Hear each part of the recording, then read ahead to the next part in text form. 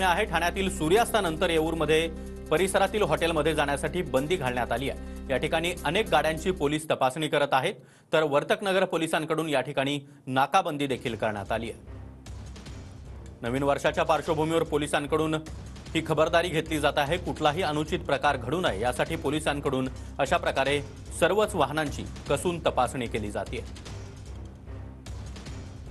वर्षाच्या स्वागतासाठी ठाण्यामध्ये अनेक ठिकाणी जल्लोषाचं वातावरण आहे, तर दुसरीकडे पोलिसांनी देखील कडक बंदोबस्त लावण्यात आलेला आहे। ठाणे शहरात आपण सध्या संजय गांधी राष्ट्रीय उद्यान येऊर या ठिकाणी आहोत। याच ठिकाणी उद्यानाच्या ठिकाणी जंगलाच्या ठिकाणी अनेक हॉटेल्सवरती आहेत, त्यामुळे अनेक लोक जे आहेत ते तरुणाई देखील या ठिकाणी हॉटेल्समध्ये जात असते। त्यामुळे कुठेतरी आता सूर्यास्त झाल्यानंतर आता वरती जाण्यासाठी आता मज्जाव केलेला आहे। पोलीस कोणालाही आता वरती सोडत नाही, त्यामुळे जे आता वरती गेलेत येऊर जंगलामध्ये ते आता त्यांच्या पद्धतीने हॉटेलच्या लायसन्सप्रमाणे या त्यांच्या कार्डप्रमाणे ते खाली येतील। नक्कीच कुठेतरी अनुचित प्रकार घडू नये यासाठी आता पोलीस तैनात झालेले आहेत।